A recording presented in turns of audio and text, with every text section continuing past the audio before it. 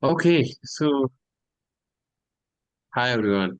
I'll just quickly get out of your way between the this one. Let me just quickly introduce Dean, Kate, and Doug. Let me share the presentation. Just a sec.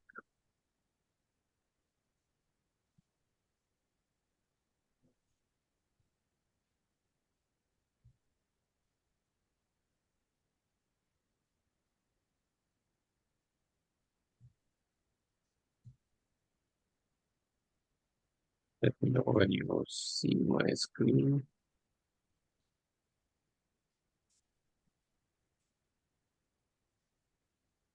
Yeah, I see it. Yep.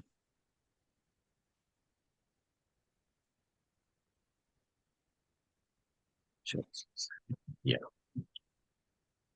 Okay. Great. Thanks everyone. We'll quickly get started. I have Dean, Kate, and Doug with me. Uh, so let me quickly introduce Dean. Dean has been naturally inquisitive about human behavior. I think he has a degree in humanities, and he had a 13-year long stint in advertising where he explored the role of communication in behavior influence. Dean has 13 years of experience as qualitative researcher. I think last I remember when we talked, Dean, I hope I have got that right. He has guided some of the big global brands, and I think in the MRX Pros group, you mentioned about doing some very interesting government California local authority project where I think you mentioned about project design and recruitment difficulties. So Dean loves talking to people and understand the why. And Dean is Einstein is a great moderator, of course.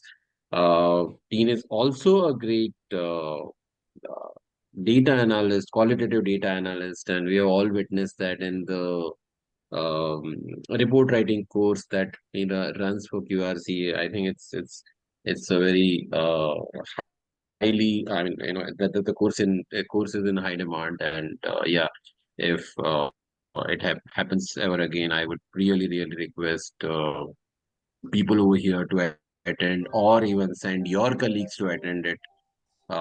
It's really, it really puts a structure to the report writing process and makes it quicker. Um, Moving to Kate, let me just adjust this. So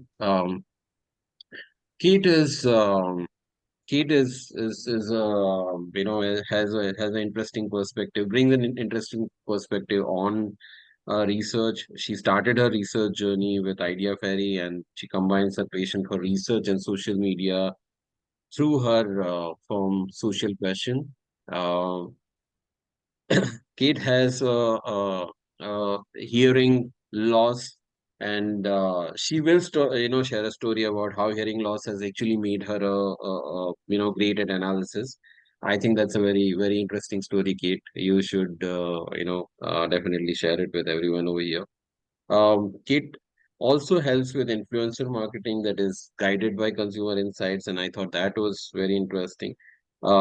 She's a vocal advocate for inclusivity and accessibility, and she's also developing an app for social questions that is called ScribeQ. So all the best for that, Kate. Kate, I think maybe you can share what the app is all about later. Uh, when you are talking. Okay, and moving to Doug. So hi, Doug. Doug is a market research veteran with 30 years of MR experience across qualitative and quantitative, and I think now more call than quant, right, Doug? I think that's what I remember from our last conversation. Uh, Doug loves finding stories in the data and helps clients in making decisions that are consumer centric.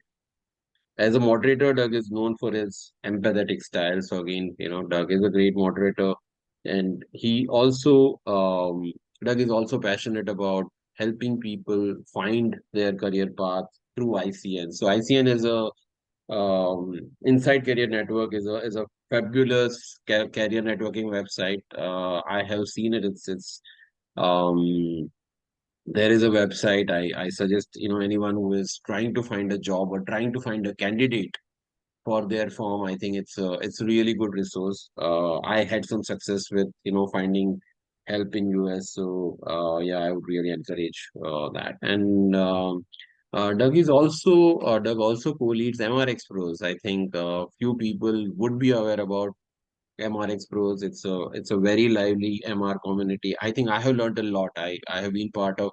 I met Kate, Doug, and Dean through MRX Pros, and I think it's been very enriching experience being part of MRX Pros. So yeah, Doug is also a writer and a filmmaker. He has made a documentary that has won an award that was about the documentary is called Embracing You, and that's embracing community of New Hope, Philadelphia. So yeah, that's very quickly about the three speakers. I think uh, a little bit about myself. I have been a qualitative researcher that turned into an entrepreneur. I have been on both sides of table. That is part of being Niels. I have been part of Nielsen and Ipsos, and then I have helped internal stakeholders at John Deere and Bajaj Auto. Uh, in their market research efforts, and right now we operate two brands. So we are a solution company. We have a service part, which is myTranscriptionPlace, which is a transcription service tailored for MR projects, and we do serve a lot of big clients through myTranscriptionPlace. Flores AI is our web platform, and that's basically turns your Zoom account uh, into a more full-fledged qualitative research platform through various features. And this is the only promotion that we'll do about my transcription place of Flores. This entire seminar is going to be tool agnostic. We are going to talk more about how to use AI, and yeah. So without further ado, quick agenda. We will have a little poll. As everyone has joined, we will then get into the main session of experience sharing, and then there will be some time that we'll keep for Q&A as we move along. So yes, let me launch the poll.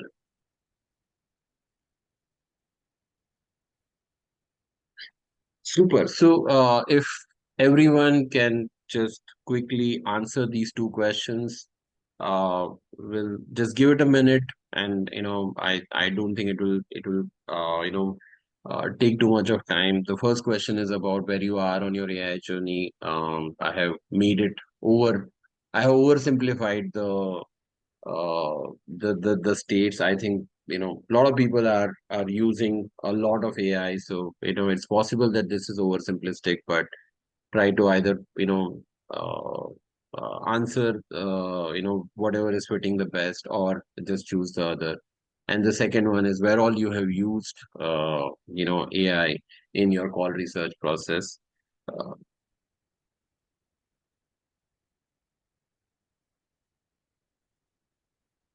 yeah, so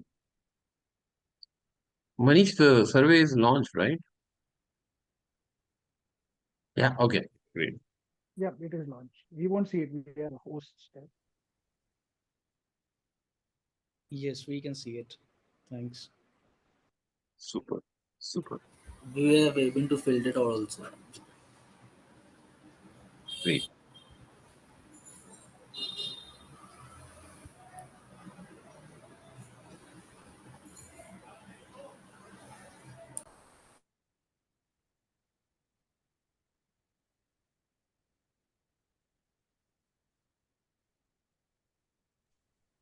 Why didn't you have any background music to play while these results are being tabulated there, Jiten?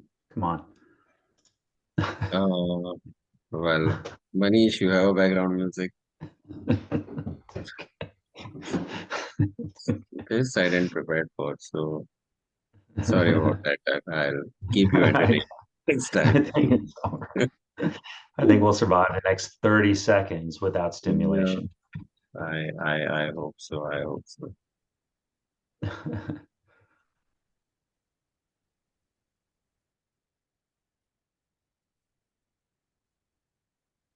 Yeah, I think no one else is participating, so I will just end the poll and Okay, you can launch the result.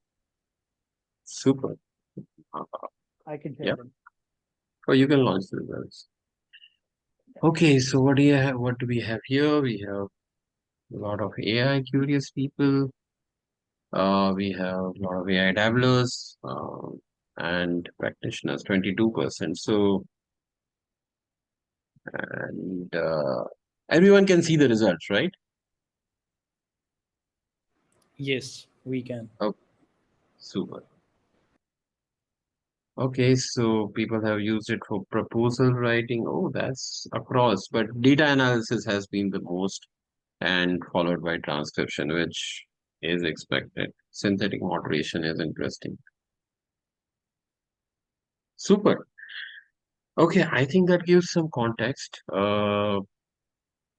Without further ado, I think we should get started on the this one. So, uh, Kate, Dean, and Doug, I think let me launch the question, and maybe you can decide to pick it up. But I think just to get started, maybe each one of you can share your journey. I mean, basically your answer to these two questions in terms of where you are in your journey with AI, what all you have done so far, and I think maybe one by one. So I think, and then we can just open it up.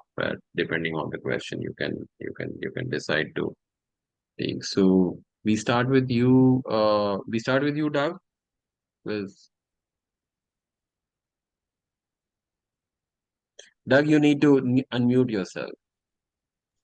You need to get that little doohickey that lights up so that you know that you're actually on. First of all, thank you so much for the opportunity to be here today. And it's really great to see so many people and a number of friends I see have joined today too. So when I was reviewing the questions today, and I was really thinking about how did I get into using AI for qualitative analysis, I waited a long time to do it. I think I watched a number of webinars. I would read about it. And for some reason, I just was afraid to touch it. I would ask other people, how are you using it? I was listening to a webinar that Janet Standen was doing today, and she said she has it ChatGPT open all the time. I'm like, why would you do that? I mean, I just couldn't grasp it. I don't know why, what was holding me back. And then I jumped into it all at once because I had a project, I'd done an online bulletin board. I wanted to analyze the information. How am I going to do this? I'm just going to open up ChatGPT. I've got the paid version. So it'd be walled off, the data would be walled off. And I just started putting in question after question. It summarized this question, summarize this question. Also, I'm like, what have I been waiting for? I mean, this was months of time. And I just want to emphasize that looking at those poll results, they really line up with what I've heard, which is something like around 30% of businesses are actually using AI to do anything. So we think it's a pervasive tool, and that means 70% of businesses are not using it. So once I started using it, I thought I had wasted a lot of time not using it. And it's proven to be incredibly valuable, and I know we'll be talking about that. Absolutely, absolutely. Dean, you want to? Yeah, I'll follow that, Doug, that Okay. a lot of wasted time before getting started, but also the hindsight of wishing that I had access to some of these tools like a decade ago. So I know we already shared a little bit about my hearing loss, but when I first started in the qualitative research world, I had struggled a lot with my own identity, with what I physically heard in focus group sessions and what my teammates would have heard in a focus group session, because those can be two different things. I paid a lot of attention to the actual sounds coming out of the focus group and the words and the transcription after the fact, versus other teammates would focus on maybe priority parts of the conversation or the things that they wanted to put into the report, or there were some biases potentially involved. And I remember there was a time back, I don't know, my second or third report that I was working on, where I was adamant that this phrase or this topic should belong in the report. We had X amount of people talking about it, et cetera, et cetera. And the rest of the team was like, no, that really wasn't like talked about that often. So I physically went back to the transcripts myself and like manually highlighted like each time this word or phrase or topic was discussed about, and was like, it came up 14 times in 6 interviews. Like, this is something that we need to talk about. It came out later that it needed to be deprioritized in the report for other reasons, but the idea of sharing something in a focus group and not having a tool to like quickly synthesize what that high point was a point of tension with me and my team. Part of that was disability related, part of that was training and experience and needing to learn the chops of qualitative research analysis. But not having this tool, I mean, I spent hours combing through those transcripts versus now, present day, I could have uploaded it and asked for that to be synthesized. So I've been waiting a long time for these tools, but since I don't host focus groups anymore with my trajectory in the research business,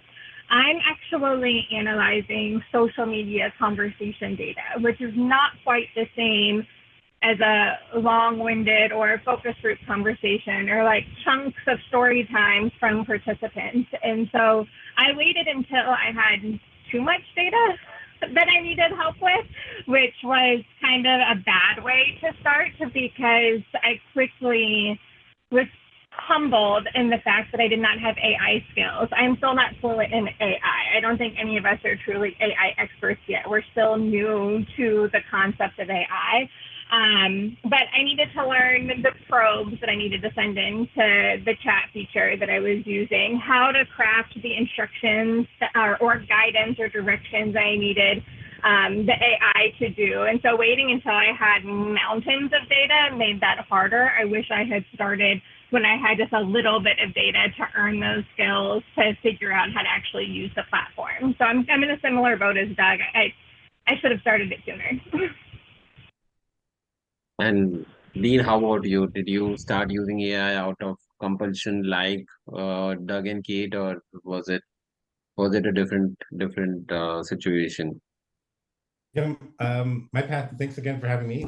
My path was a little bit different than Kate and Doug's. I basically was interested because I've been hearing so much about AI at the conferences, the QRCA conferences, and it just, the subtext was AI is coming for your job, and so that was a little bit scary to me, and I wanted to understand it more, and so I basically was like, as you said in the introduction, I was teaching a class on report writing. And the second year that I taught it, I decided to add in AI for qualitative analysis. And I wanted to evaluate how good AI was in comparison to human analysis. And so I did a apples to apples comparison with 6 different platforms. And by now I've looked at 10 different platforms. But I was basically comparing the results of an AI generated qualitative analysis to human analysis, and the results were interesting, which I'm sure I'll share a little bit later. But I came at it because I wanted to see the receipts, because everybody was telling me, all the vendors were telling me that AI is going to be doing all these wonderful things, and I just wanted to understand the reality of it, and so that's what I did. Any challenges, and this is Doug, Kate, Dean, anyone, of you can take it away. Any challenges you faced while, trying to use AI, anything that you had to overcome, anything, that you had to, put in a lot of effort for? Anybody want to go? I'll quickly say, so because I looked at several different platforms, the challenge is that every platform does it differently, and you have to decide which platform is right for you. That's a little bit of a challenge. So you have to kind of feel them all out and decide what works best for your style, your qualitative analysis style. And you developed a detailed, evaluation because you wanted to present it to class, but you want to give a quick sort of some tips on how to evaluate AI platforms. Will that be something that you want to share, Dean, in terms of based on what you had done? I mean, if people want to do it quickly. Should I go into that now, or should we get to that a little bit later? Sure, I think sure. we'll talk about. Doug, you were saying something. I mean, I think you were sharing your challenges. So I think because I'd mentioned I'd done a lot of reading and listening, I had some ideas about how to approach it. The main thing I knew was you have to ask good questions of it. And as we've been preparing for the webinar today, I had really started thinking, well, you're doing the same thing that you're doing with a respondent. You have to ask a good question initially to get an initial response, and then you have to ask good follow-up questions to get more detail. And I'd read an article in the New York Times about golden prompts, and golden prompts are the ones that elicit the best response and across whatever subject you're asking about. And it's even more important when you are asking questions about research that you've done, because AI does not really understand what you're asking or why you're asking it. So you even have to explain that piece to it.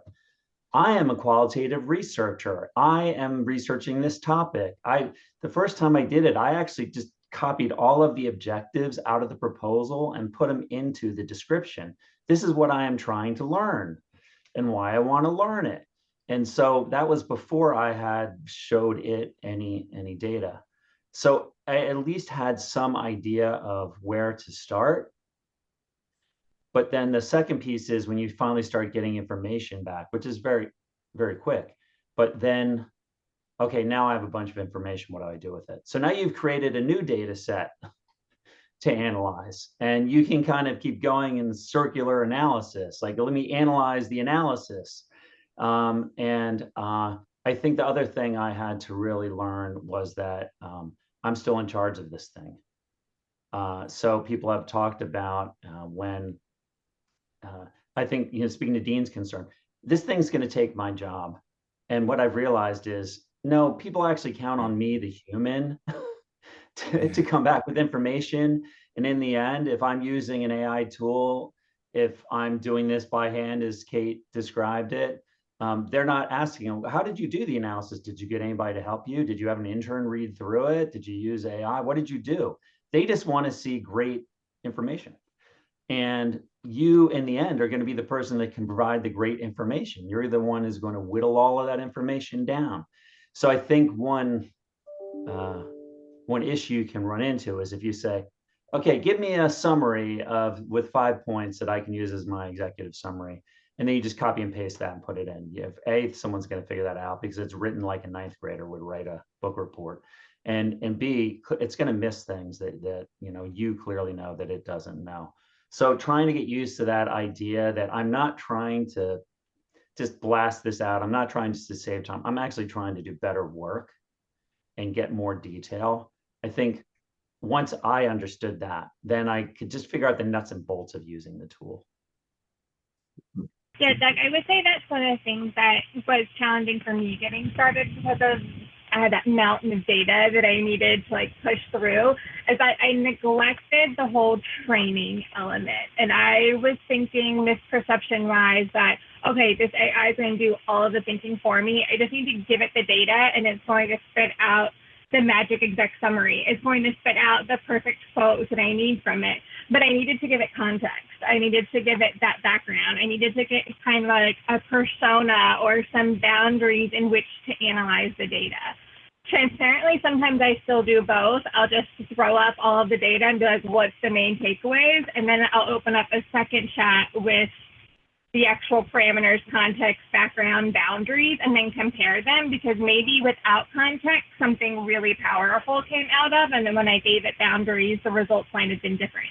But I had to learn that those instructions are really, really important to whatever engine you're using. I use Claude most often. I've tried a couple of different ones. Another one of the challenges that I've had is I'm using AI most frequently to code my open-end responses. So I mentioned that I'm using social media data. I'm specifically using Instagram stories where I partner with an influencer, and that influencer or creator hosts questions with their audience. So now I have potentially thousands of data points that have come back from just hosting one or two questions on social media, but there's still behind the scenes context there. I partnered with that influencer because they talk about this topic. There might be inside jokes. There might be like certain word choice that I don't know because it's language of that community. And so I have to like give it all of that information. And one of the times, the question that we asked on social media was about the buying process for a product. You know, what are you looking for when you go to buy X, Y, Z? We might have even used the actual word research in the question. And so the biggest finding was people are researching before they buy.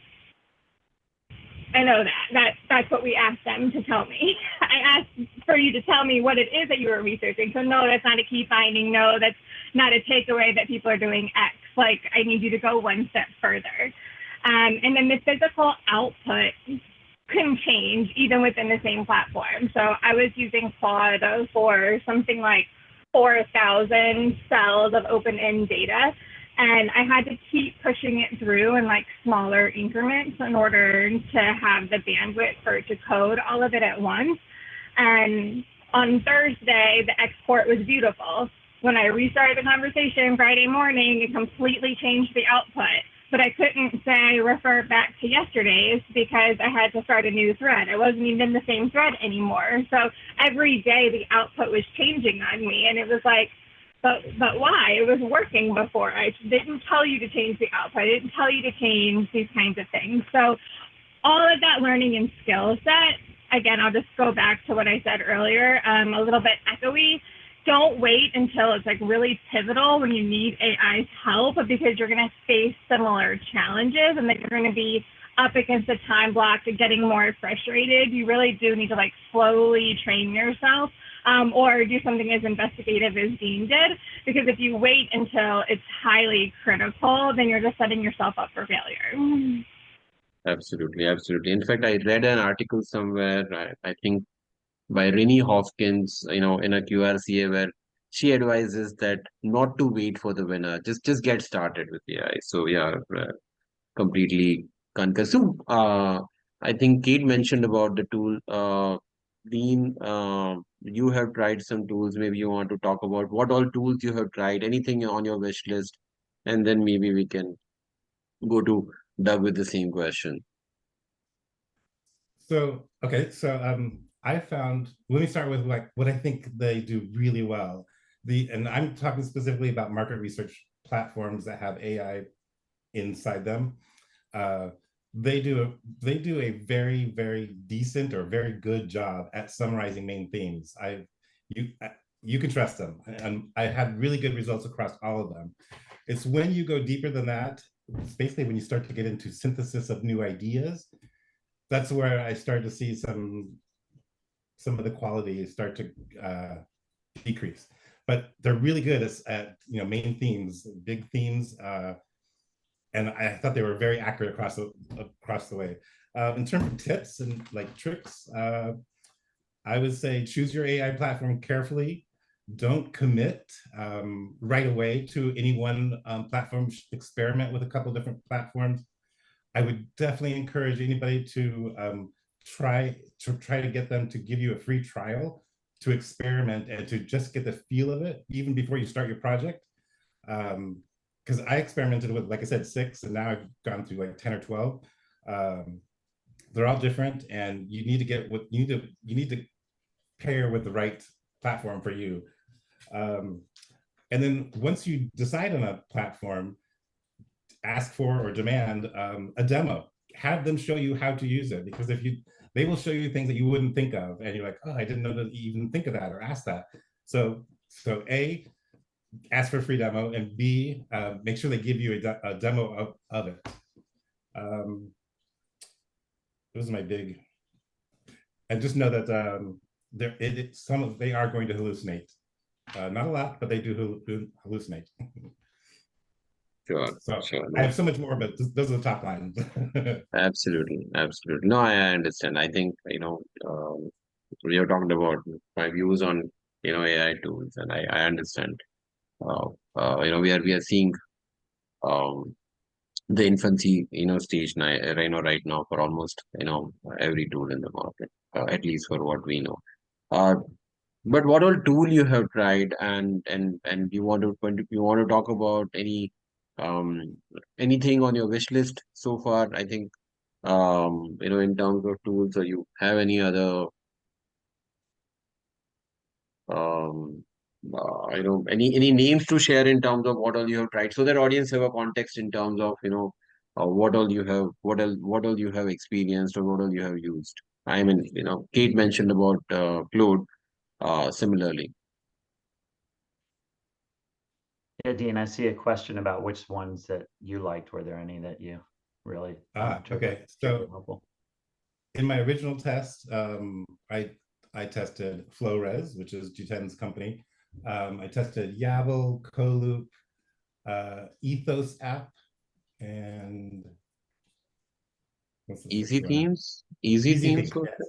Yes, and Easy Themes is a little bit different in that it actually produces a PowerPoint document. So their system is a little bit different. The others are just give you Word or Excel documents as outputs, but Easy Themes gives you a PowerPoint, full PowerPoint presentation.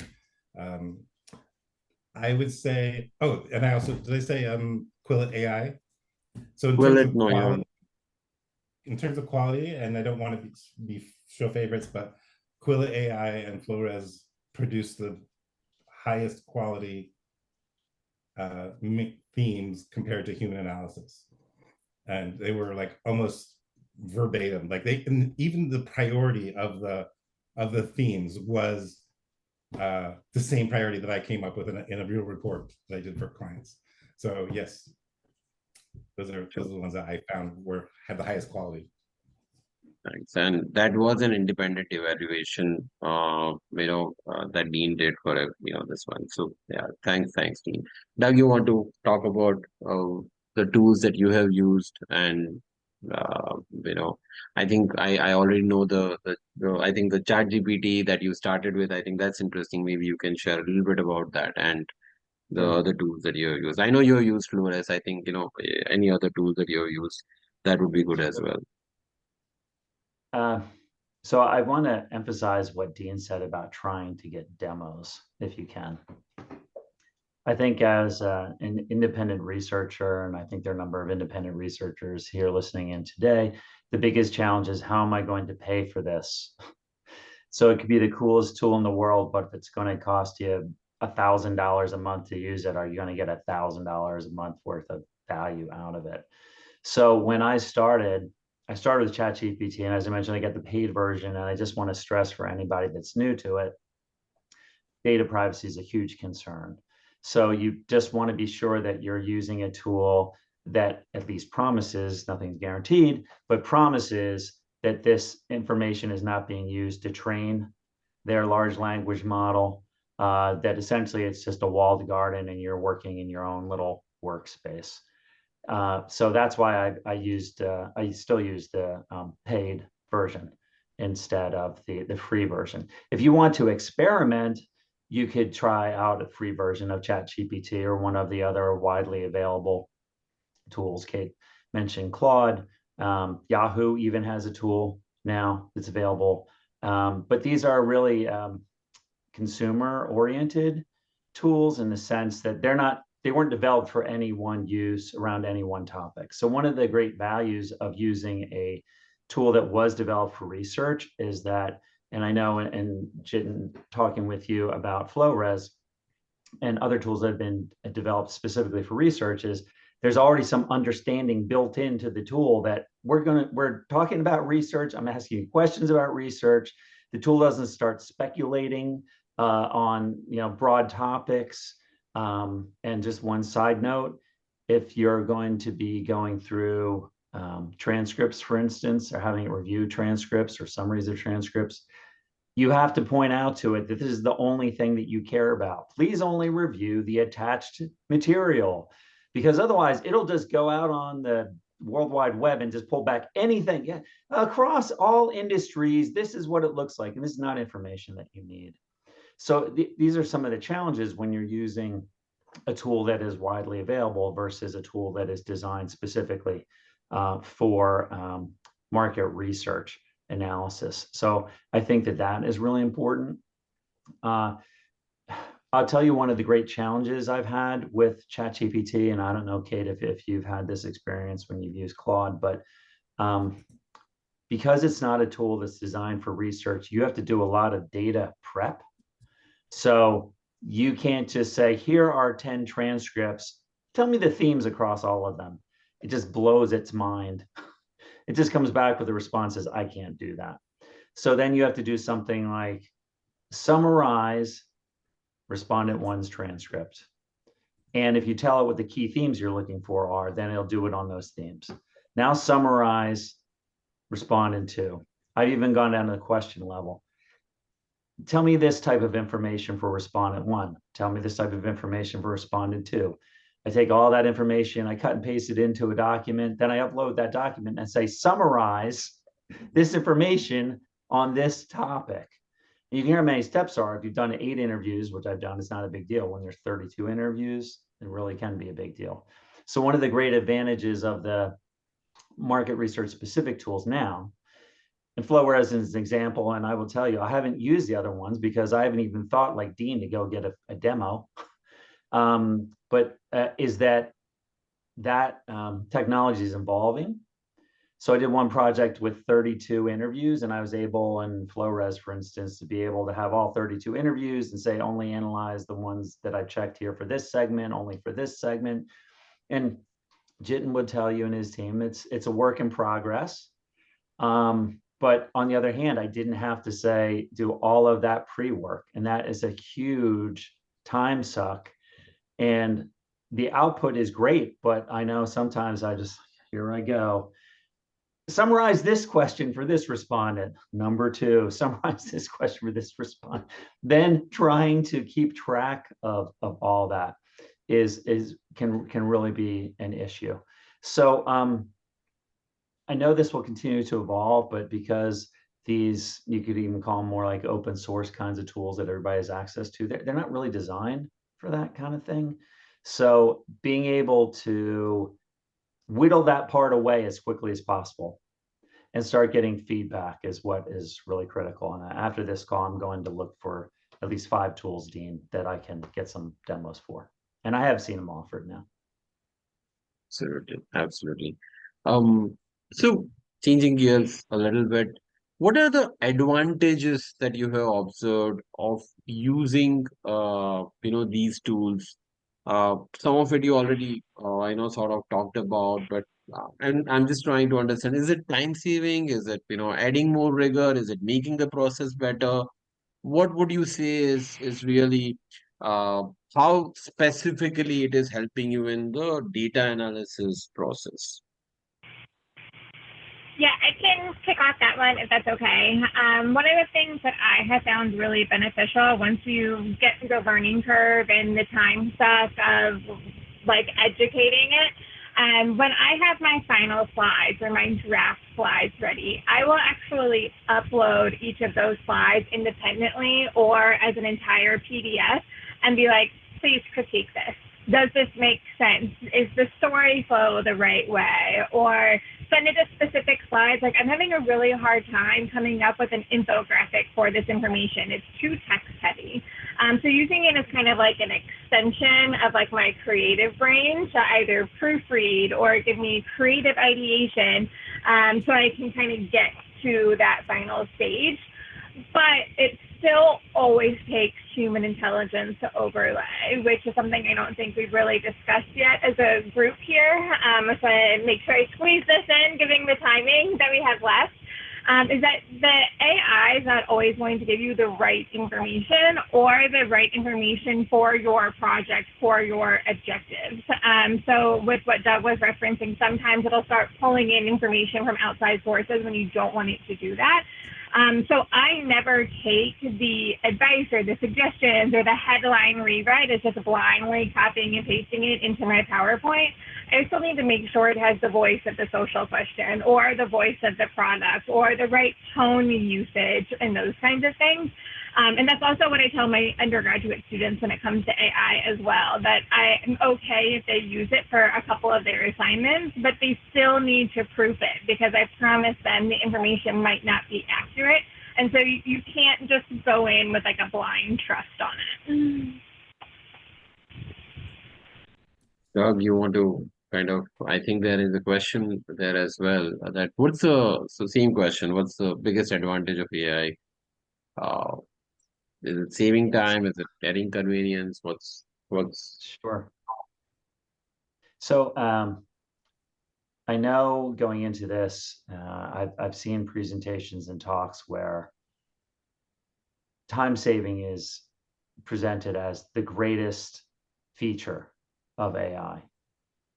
And if you could cut to the chase, like I was talking about with market research tools, it's going to save you some time. But I don't even think I thought of it necessarily that way when I started using it, although I realized there were places I could save time. So once I had created sort of my analysis, I could upload that analysis and say, write a summary with 5 bullet points. And then I could cut and paste that summary and put it into my deck. And then I could just rewrite it as, I like what Kayte said, put it in your own voice. And I know that's always the part I dread, writing the summary at the end. Oh God, now I got to come up with important stuff from this. So that's really valuable. But on the other hand, I don't really see it so much as a time-saving tool as helping me do it. What I have to say really is a better job.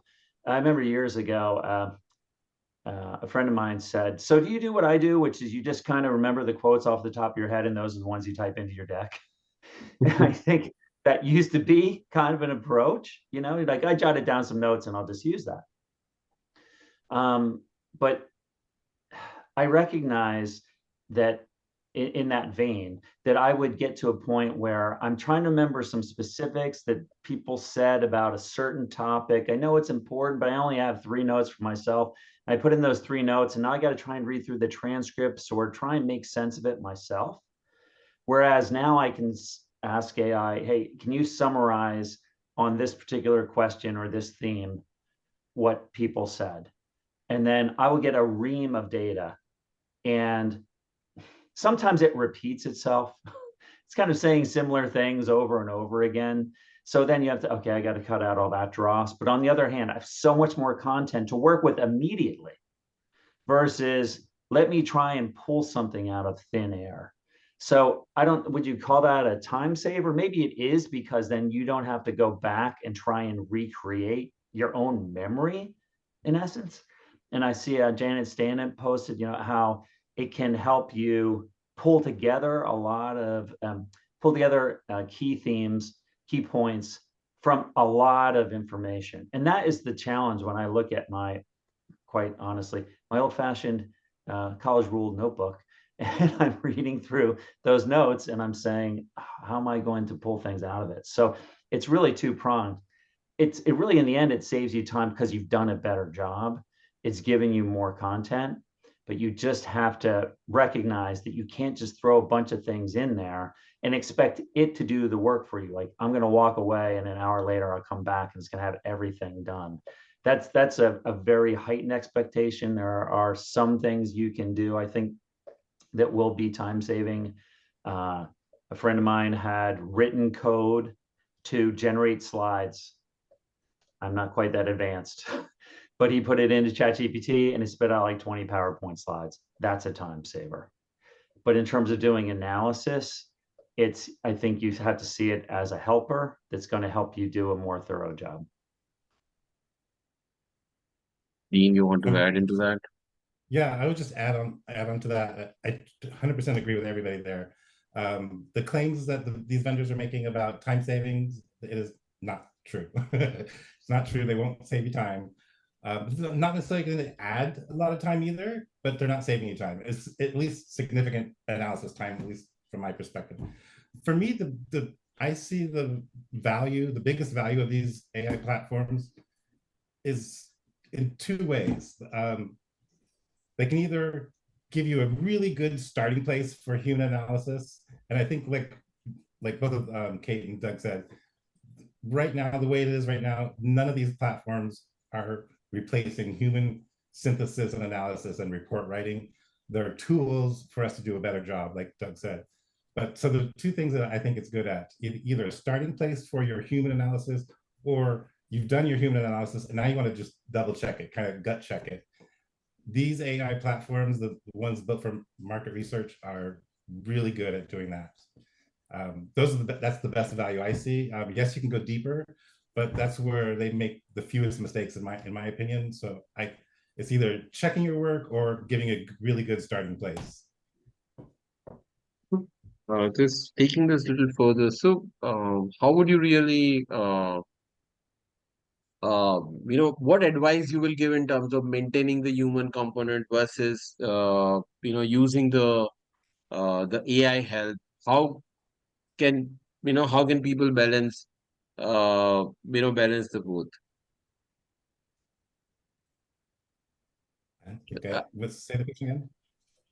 Um, what's the level of human intervention? Or I mean, I think all three of you talked about it, that you can't trust it blindly. All I think, what is the right balance, or where all you think human has to keep intervening, or as a researcher we have to put our own interpretation, versus where all you can give some work to AI and be sure that it will do it well. Does that make sense? Yeah, I would say I already answered that in my last thing, so I'm going to pass it off to Kate and Doug because I already gave my opinion on that. Yeah. I mean, I think you have to lean into your qualitative moderator training to know if it's the right output or the wrong output. You have to trust your gut, and you have to trust your relationship with the client and how close you are to the project, because the AI is not replacing you like all those fear-based presentations when AI first came out. But it does have the capacity to, it's not replacing you, but if you don't learn the skills, it's going to, I don't know how to word this the best way, but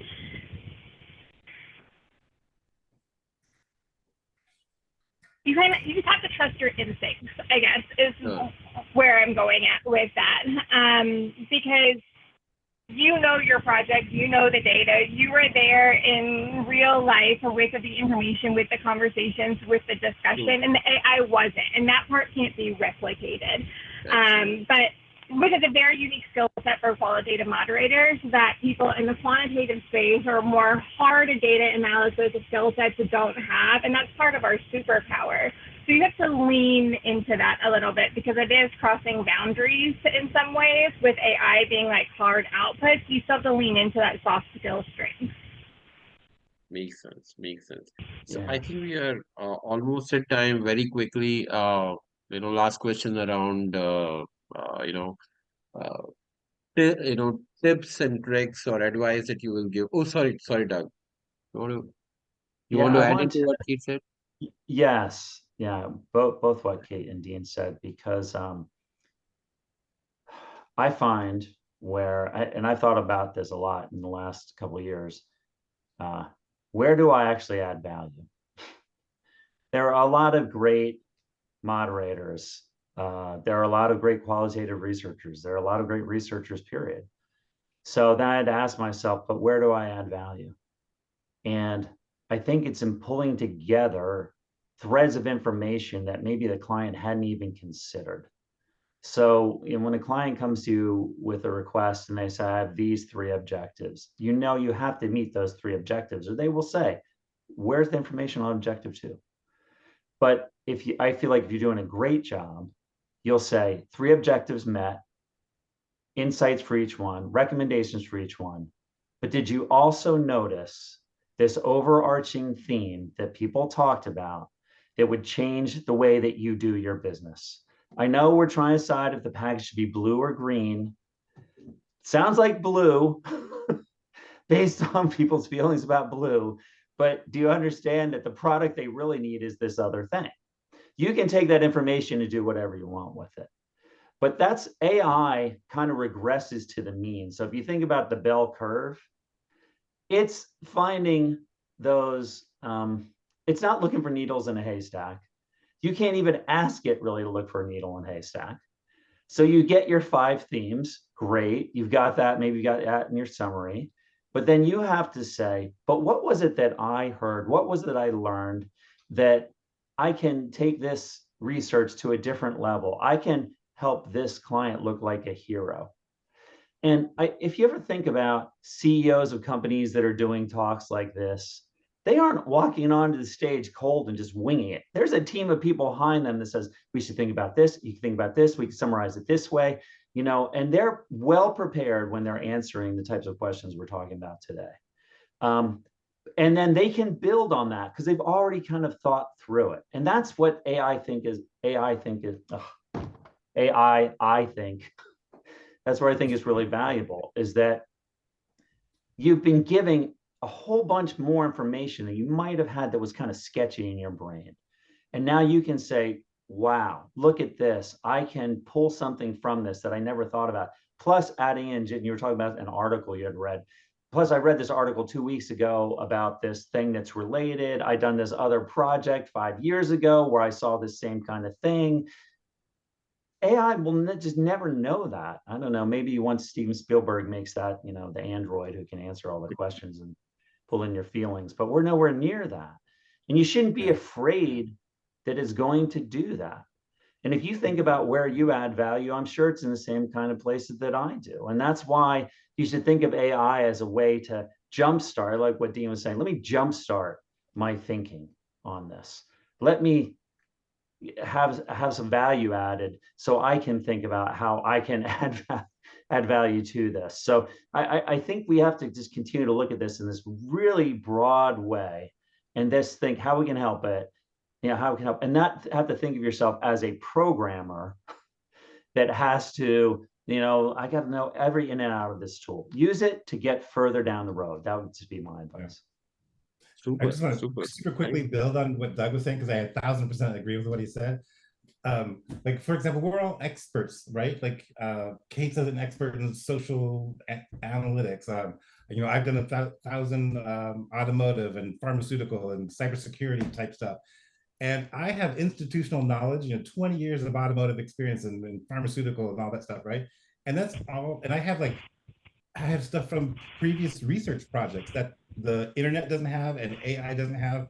And that's the value that I bring to my clients, is that I have this institutional knowledge that AI will never have. And I know how to string all that together. And that's why Doug's 100% right.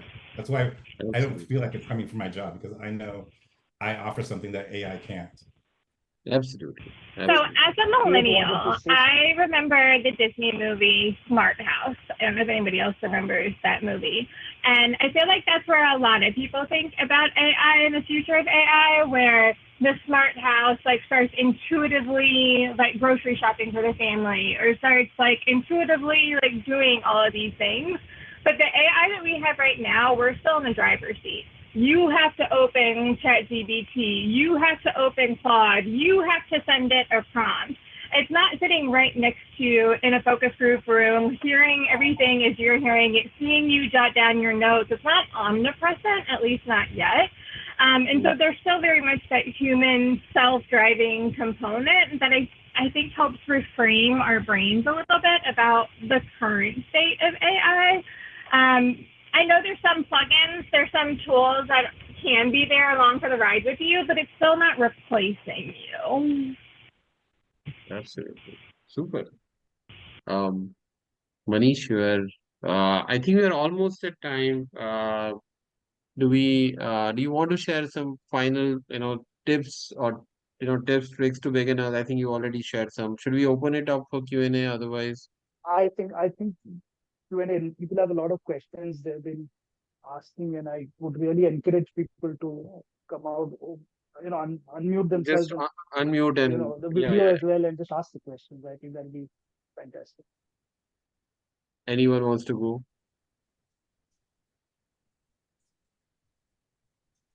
So, or you want to Okay, read the questions? I can pick people. I want to pick No, people. no, don't pick people. Just read the questions. I think that's good, good Because enough. the questions had come in. So Marichu had a question, but she never told me, or he never told me what it was. Uh, so I said, I promised that, I will ask Thank him, Oh, okay. you. ask the question. Thank you. Thank you, everyone. This is so great. And I am actually in the embryonic stage of what you all are talking about. But I am currently working for a company where we're kind of late to the party with AI.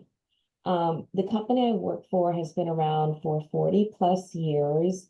So we have a lot of the older generation who is fear-based about AI. So we slowly introduced AI. I'm still new to AI, but I'm even fearful of it, to be honest with you. I know this is a circle of trust and a safe space to share, but I'm a trainer and I'm a corporate trainer. And a lot of these legacy ambassadors that we have, some of them will use AI, and I do feel that I'm going to lose my job or I will be replaced because all they have to do is tap on that button and ask the questions about product. What does it do for me? The features and benefits, the WIFM, like what's in it for me? And I'm like, hey, you're supposed to ask me. I'm the corporate trainer in the company. And so, I kind of feel like I'm losing touch with my customers in that respect. So I think you all opened up a really great segue into, why is it fear-based? And that might be another call, but I just wanted to put it out there because there are still many of us that are fearful, especially me being in LA County. I talked to a lot of screenwriters, producers. We had a long strike last summer, and a lot of protesting about being replaced and losing their jobs. So that's my case. Thank you. Super. Thanks. I have something Cynthia to had a share. question, Yeah. I think, as well. I was gonna provide some feedback on that question. There's two things I've been thinking about. One, just again preparing for this today. You can't break this, okay? I think you can go in and put anything in and see what the output is and play with it all day long until you start seeing things coming out the way you feel like you need them.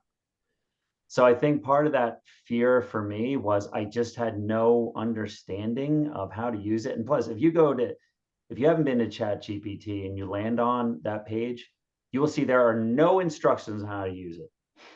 Okay.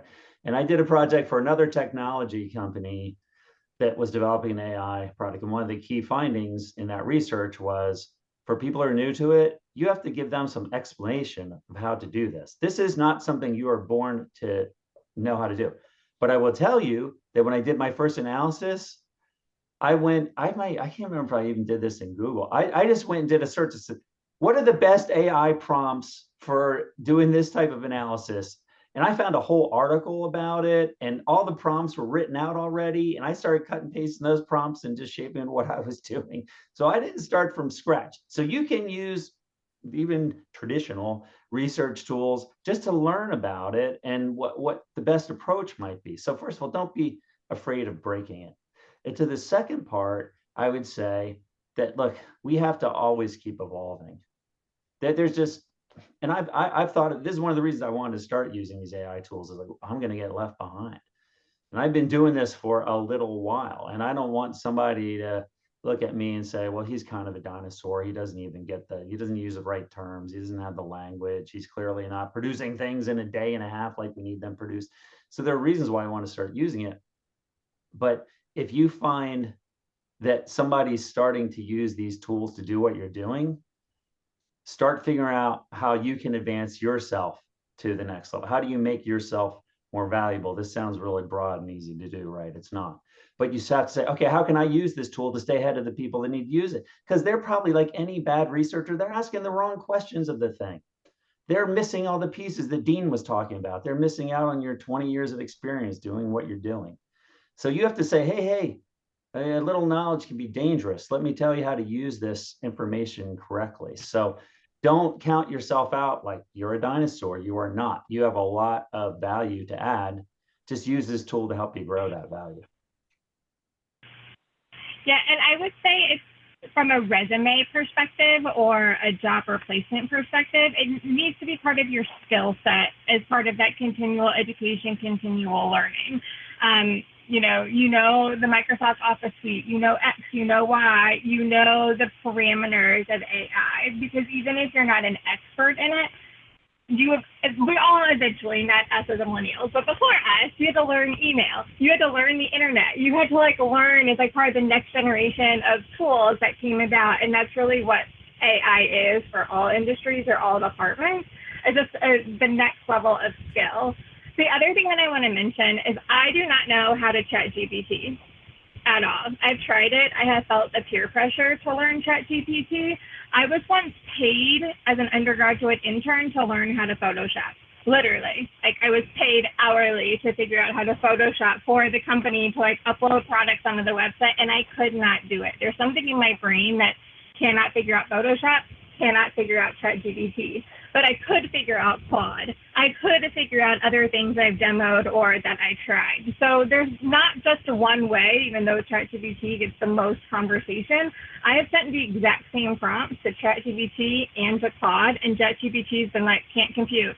I don't know what to do with this information, or I need more help. You need to tell me more things, but I didn't have to do that for Claude. So there is some personalities of the platforms to figure out and think through as well, that it's not a one-size-fits-all AI skill set. Super. Manish, you want to?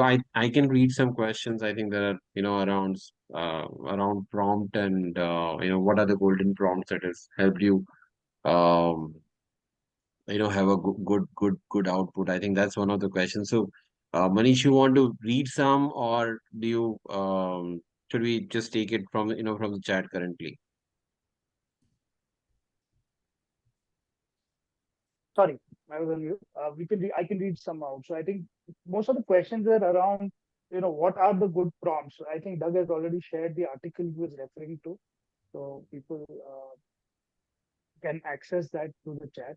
The other question was about right at the beginning. Someone had asked about Prompts. how to I think refine the prompts as you refine the go. prompts, which Refine the prompt, yeah. I think will. Do you want to talk a little bit about Doug about refining the prompts? Doug, Dean, Kate. Sorry, what was the question? How do we refine the prompts? Some tips and tricks about refining the prompts. Oh, that's the magic sauce.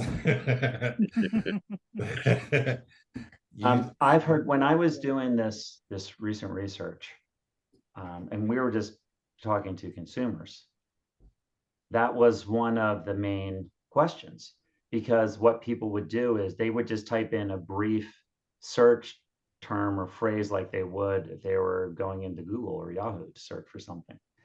And instead, I think the simplest way to explain it that even the respondents talked about was talk to it like you're talking to a person. Explain to it like, you wouldn't just, let's say you were going to a junior researcher who's going to help you. You wouldn't just say, hey, can you just pull out 5 themes from this, please? You'd say, let me tell you about the objectives of this study. Let me explain to you what I'm trying. Let me tell you who I am. I'm a senior researcher, and I have to write this report for a project that I did where I talked to people about billing errors. And the problem with the billing errors is blah, blah, blah. And you might think, why do I have to put this in? But it's because you are explaining to the tool what you're doing, who you are, why you're doing it. And even saying, I am a senior researcher in this area. And then so essentially you're telling you think like a researcher. Don't think like a consumer, because sometimes I will get that kind of feedback from the tool. Yeah, the best things for this or this, and this. Like that's not what I'm asking you. And you have to almost tamp down your frustration with it because you're just dealing with an electronic thing. Because sometimes you're mad, like, hey, why didn't you answer my questions? Because you didn't ask the right question. But when I say refine the questions, if you are, again, for people who are qualitative researchers on here, if you're interviewing someone and they don't understand the question at first and they answer it the wrong way, you reframe it, right? And because it's called Chat GPT for a reason, because you are chatting with it. And you can essentially tell it, oh, no, I'm not really looking for that. What I want to understand is such and such. And sometimes the tool will apologize. I'm sorry. Let me review this again. That's the way it's written. So you're having a chat with it. And in doing your refinements, when you see the thing that's wrong, just tell it what's wrong. So I've said things like, hey, I want to have 5 themes from this. And it pulls out quotes from individual respondents. And I will say, no, I'm not actually looking for quotes. I'm actually looking for summary of themes. So if you could please rewrite this and be sure to review all of the attached transcripts or review the entire summary, because sometimes it kind of just cheats. Hey, here's the first 2 things I looked at, and it must be, and you probably, if you've ever used an AI tool to just, if you've used Google, it gives you a summary, but you can tell it only pulled from one article. It didn't pull from everything. So you have to make sure you feel like it's doing a thorough job. So, but think of it like I'm having a conversation with this thing. If it's not going well, I'm going to change direction. And sometimes you have to quit and just start over. And because it has gotten off on a bad path and you have to just start again. Kate, go ahead. But in that conversation, AI is always going to have the last word. Always. I can't send a prompt to Claude and be like, here comes another one, because then Claude's going to respond to the prompt that I said. So I learned that very quickly. I can't treat it like a text conversation and give it like a little bit at a time and then wait for it to respond. It's going to respond to every input that you send it. So I have to give it maybe a really long set of prompts, or like those bullet points, or all of the scenario and then the task, because as soon as I hit enter, it's going to respond with something. Even if I say, okay, great, I'm wrapping up for the day, it's going to close with, awesome, let me know if anything else comes up. And I'm like, okay, I will. Okay, great, looking forward to the next one. It will constantly need to have the last word in, and I was not prepared for that. You can ignore the last word. I don't know why it has to do a summary of a summary of it. So what I just told you is, I just skip over that part. I just look at the first part of it. Right. I think we have time for one question. Kristen has asked about some examples of strong AI chatbots being used on websites. Kristen, if you're still there, can you just kind of expand on your question a little bit? I didn't understand the question. Sure. I'm sorry. This is Kristen. It's actually a little side topic. This is a real work question, and I'm struggling figuring out who out there in the website world is already doing AI chat bots, well. I simply need to come up with some examples to put in front of participants. So it is a side topic. It is not AI for market research per se, but I'm looking for AI chatbot examples that I can then put in front of upcoming research. So you're talking about chatbots for consumers that they might use for customer service or something like that? Exactly. When you click on help on a website, you go to book a hotel, whatever you're trying to do while you're online. We are often not these days getting an AI person first. I'm sorry? I said, you're looking for examples that do this well? Yeah, I'm hoping there's some out there. I mean, I haven't been researching that. My personal experience has not really been amazing. Mine too. That's why I'm asking. Yeah. Ask AI. I am. I'm going to do that. I just thought I would ask you all, since you all are dabbling in AI.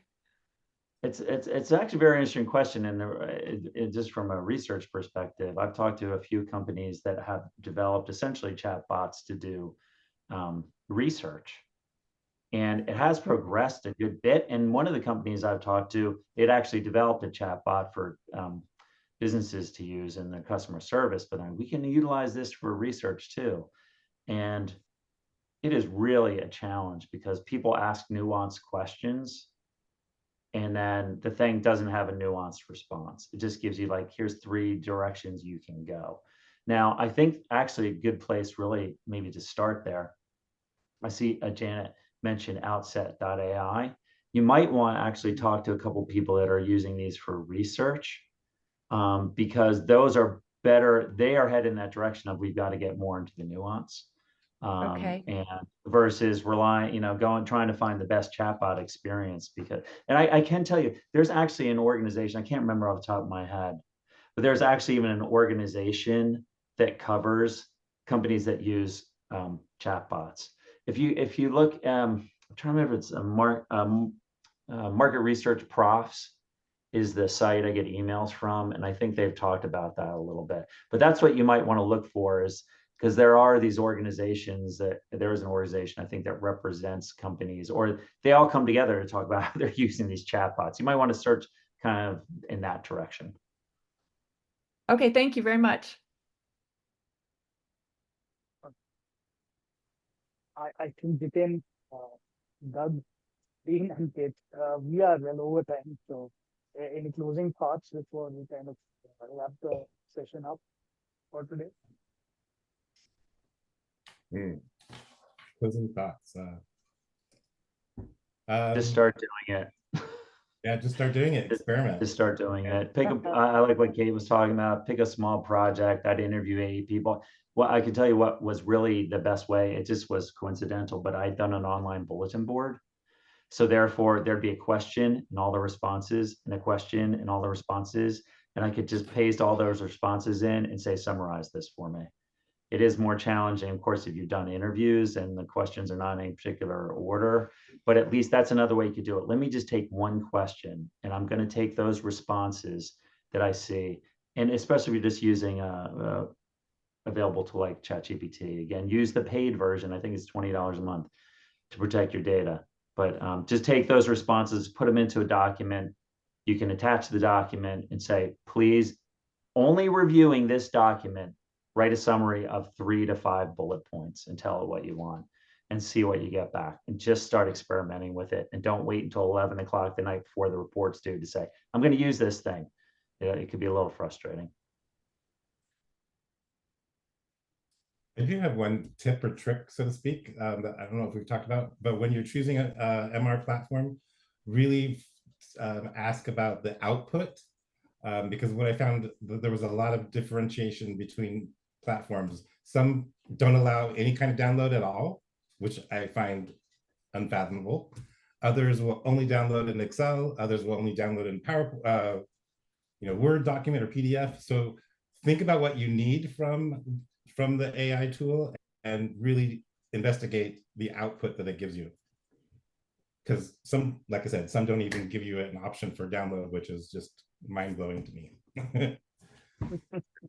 And the formatting part. I mean, they need to keep the same format as the result, so that you don't have to, put effort in formatting. Yeah. Kate, you have any closing thoughts before we close the webinar? I do have one based on the chat conversation that's happening, and then part of what Kristen's question just was, is I think in the grand scheme of AI, we tend to forget that AI exists on a spectrum, and there's different components, and not all chatbots are created equally. Not all AI websites are created equally. There's a lot of advanced NLP, natural language processors, that are really happening. It's still very much task order, a lot of things that are happening. I'm in the biased camp that I don't truly think we're in the artificial intelligence era. I think we're in the advanced intelligence era. And so I mentally swap out that A from time to time, because we're still quite a bit away from true artificial. And that's one of the reasons why there's so many platforms to experiment and try with, and probably why Dean has tested so many of them, because there are so many interpretations that are out there. All AI is not all AI. I had this debate with somebody at the Insights Association conference, and they were very adamant that we were in the era of AI, and all of the examples they were giving me were actually could be scaled back to purely input-output decision-making. It has the appearance of being AI, but it's not truly that just yet. That doesn't mean I'm opposed to not learning about it or trying it, but also some realization that the word choice for the platform that we're using isn't truly accurate. Super. Totally. Great. Thanks, Dean. Thanks, Doug. Thanks, Kate. Thanks everyone for this really high engagement. And happy that this has been a value-add experience for everyone. Thank you so much for your time today. Bye-bye. Thanks, everybody. Thanks, everyone. Bye-bye.